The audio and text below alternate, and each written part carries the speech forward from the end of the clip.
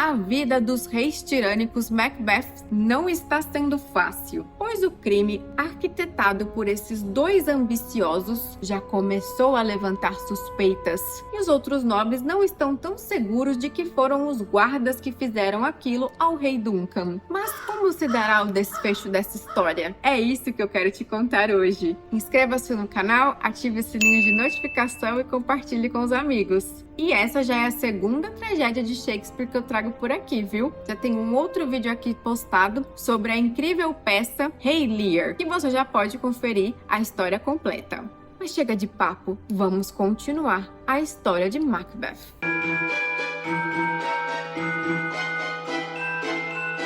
E a ideia de terem sujado as mãos em tão odioso crime para que no fim entregassem a Banquo os atormentavam tanto que decidiram matar Banquo e seu filho, anulando a profecia das bruxas, que só seria verdadeira no caso deles. E com essa finalidade, organizaram um esplendoroso banquete, convidando os principais nobres da Escócia, com demonstrações de especial carinho por Banquo e seu filho Fleance, mas que durante o caminho, assassinos contratados por Macbeth estariam ali aguardando por Banquo e seu filho, que devo dizer com tristeza que aconteceu. Banquo foi assassinado, embora seu filho tivesse conseguido escapar e fugido dos assassinos. E durante o banquete, tão majestosamente preparado, a rainha Macbeth era solícita e amável com todos, recebendo com tamanha simpatia e afeição que agradou a todos. Macbeth então toma a palavra e começa a discursar quão feliz estava por estar entre os mais notáveis nobres e amigos de sua corte, como ele era grato por ter tão incríveis homens ao seu lado. Para minha felicidade ser completa,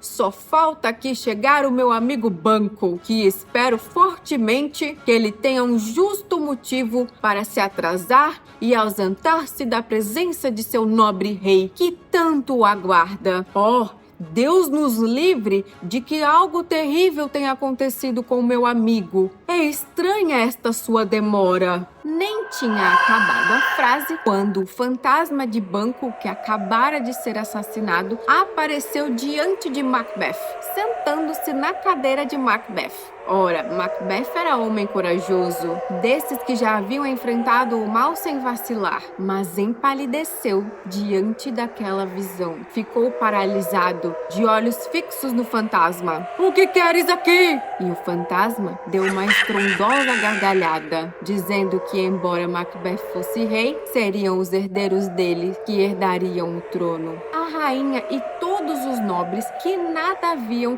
exceto Macbeth olhando vidrado para a cadeira, não compreendiam o que estava acontecendo. "Vamos, Macbeth, pare já com isso. É só uma alucinação, assim como você viu o punhal. Não nos faça parecer louco na frente de todos." O rei, no entanto, continuava a ver o fantasma, ignorando tudo que sua esposa e os outros nobres diziam. Temendo que o segredo fosse revelado, Lady Macbeth tratou de dispensar os convidados, pedindo perdão pelo comportamento de seu esposo e que o rei passava por algum distúrbio que infelizmente o acometia em alguns momentos. Com o tempo, as coisas foram piorando para o macabro casal, pois Macbeth passou a ser atormentado por assustadoras visões e terríveis pesadelos, assim como a rainha, que além de terríveis pesadelos, reclamava o tempo todo de que minhas mãos estão sujas, preciso lavá-las. E várias vezes ao dia ia lavar as mãos, consumida pela culpa diante do sangue do rei onde sujou suas mãos. O passado os perseguia e o futuro os amedrontava, pois preocupante era a fuga de Fleance, o filho de Banquo, que estava destinado a ser fundador de uma linhagem de reis que roubaria o trono deles na posteridade. "Doutor, como está minha esposa?" "Caríssimo rei, Não tenho boas notícias a dizer, pois ela também está alucinando. Diz coisas nada a ver e toda hora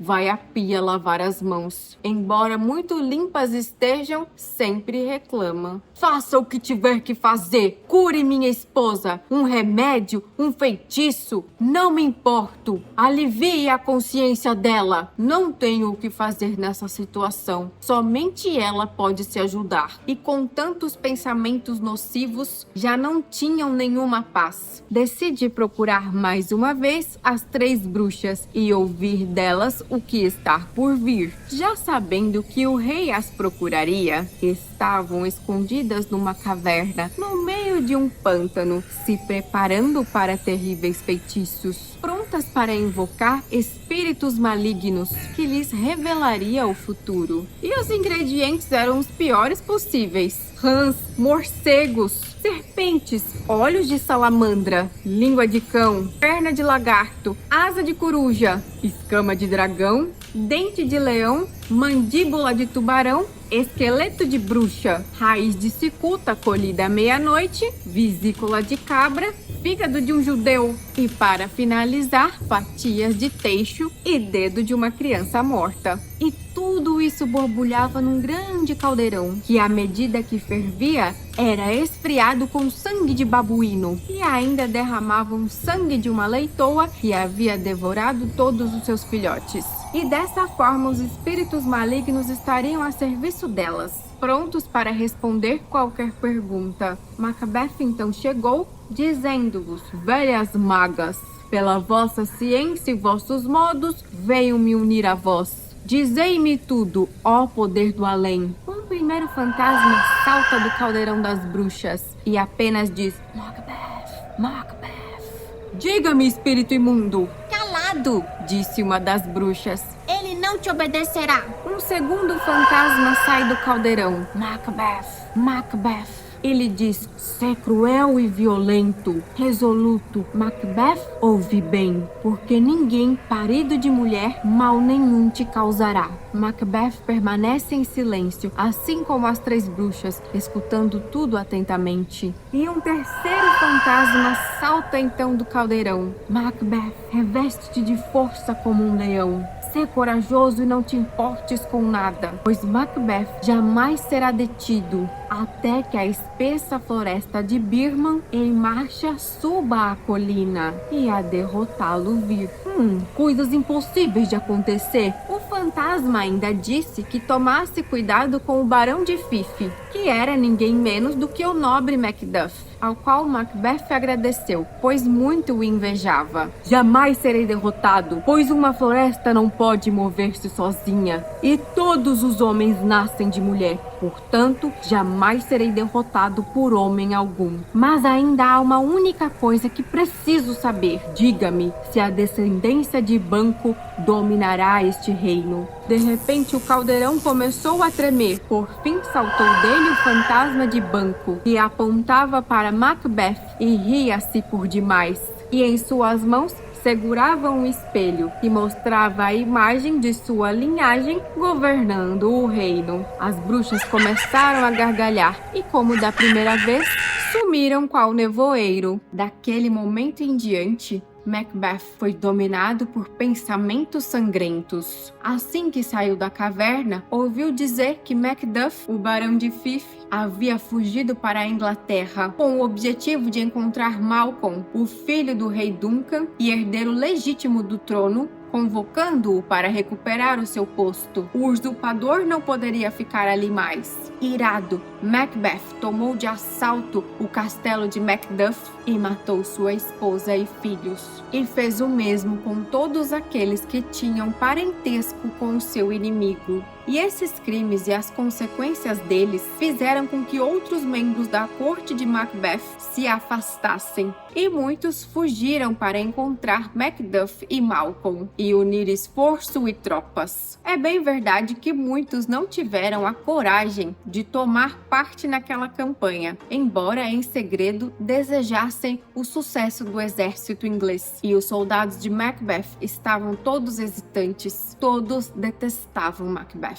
desconfiavam dele. Ninguém o honrava e nem o amava. Sua esposa já não estava mais sã. Assim, nem mesmo aquela que outrora fora sua companheira em tais crimes era capaz de dar algum consolo à sua alma atormentada. E o próprio Macbeth começou a invejar Duncan, o rei que ele matou, pois agora repousava tranquilamente em seu túmulo, onde nem espada e nem veneno, nem família ou forasteiros poderiam causar-lhe algum mal. Enquanto isso, a rainha corria tresloucada, gritando: "Ao leito! Ao leito! Vamos! O que está feito, está feito! Preciso lavar minhas mãos! Estão sujas!" Foi nesse entremeio que a rainha morreu, a única companheira de maldades de Macbeth, o único repouso dos terríveis pesadelos que o afligiam à noite. Ele desconfiava que a rainha tinha posto fim à própria vida, incapaz de suportar o remorso e a hostilidade pública. Depois disso, foi largado à própria sorte, sem nenhum amigo ou confidente que pudesse partilhar seus planos malignos. Oh, apaga! A vida é sombra passageira. Um mísero ator que chega, agita a cena inteira,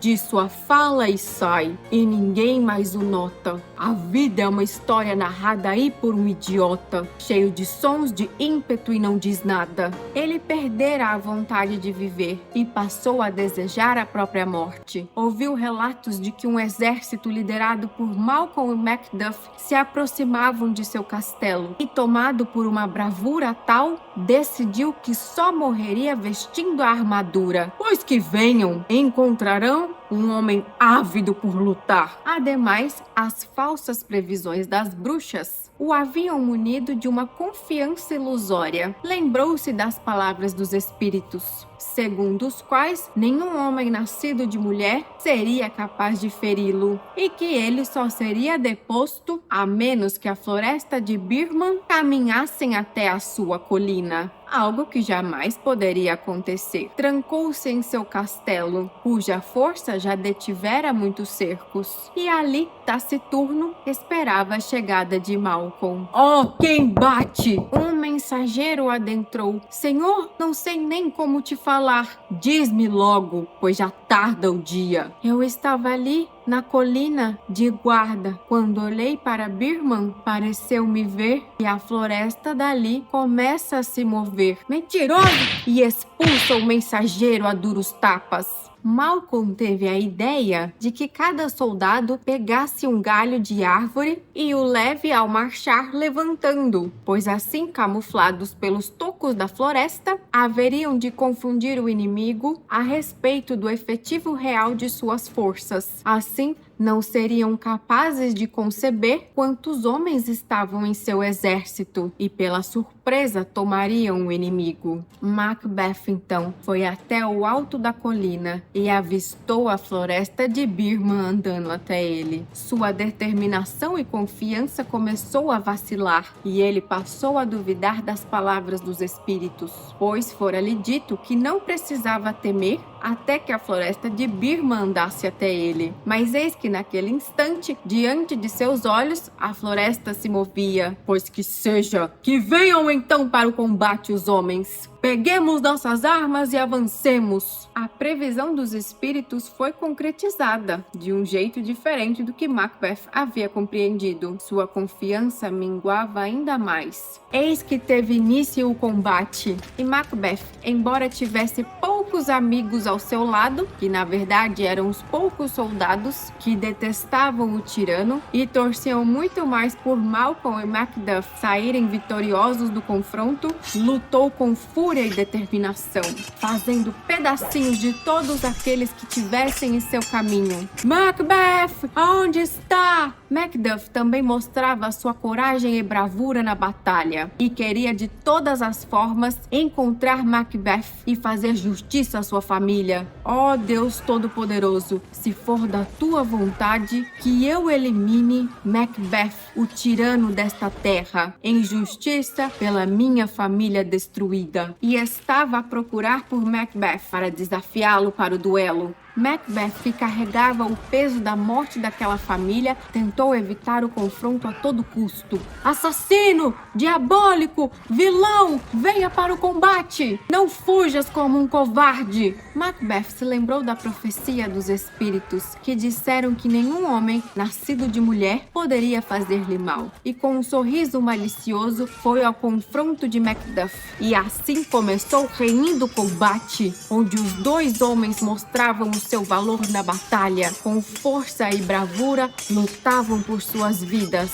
Macbeth começou a provocar Macduff, dizendo que todo o esforço era vão, que ele poderia impressionar o ar com os golpes de sua espada, mas que jamais poderia detê-lo. Pois eis que minha vida é protegida contra todo homem nascido de mulher. Então gritou. Então perde a esperança nesse encanto e ordena que o espírito mentiroso lhe revele que Macduff não nasceu de mulher, pois foi tirado antes do tempo. Nasci de cesárea, pois fui prematuro. Malditas sejam as línguas que me disseram! Desesperou-se, sentindo o último fio de coragem esvair-se de seu corpo, e continuou dizendo que nenhum homem mais acredite nas mentiras de bruxas de espíritos malignos, que enganam os homens com as suas sentenças de duplo sentido, enquanto as suas se cumprem literalmente. Frustram as esperanças dos homens com significados diferentes. Não lutarei contigo, Macduff! E assim o tirano tenta fugir. Volte aqui, vilão terrível! Farei de ti uma atração para as feras. Amarrarei-te num tronco bem gigante, prenderei-te numa árvore e colocarei um cartaz. Eis o tirano! Jamais não viverei para ser humilhado por ti, Macduff! E atirando-se em direção a Macduff, que com muitos esforços conseguiu subjugá-lo, decapitando-o, e ofereceu a sua cabeça como um legítimo prêmio a Malcolm, o jovem e legítimo rei. E este, enfim, pôde tomar a coroa para si, que o usurpador, com seus terríveis crimes, havia lhe tirado. E assim, Malcolm subiu ao trono de Duncan, em meio a aplausos e aclamações dos nobres e de todo o povo. E assim teve por fim o reinado tirânico de Macbeth. E você pode se perguntar sobre Fleance, que conseguiu escapar daquela armadilha mortal. Através dele teve início uma dinastia de monarcas que vieram a ocupar o trono da Escócia, chegando até James VI da Escócia e I da Inglaterra, sob o qual as duas coroas foram unificadas. E vocês estão gostando dessas histórias de Shakespeare por aqui no canal? Qual história de Shakespeare você gostaria de ver por aqui? Ou qual o seu palpite da próxima que constará aqui? Eu fico por aqui, compartilhe com os amigos, convide todos a assistir e até a próxima!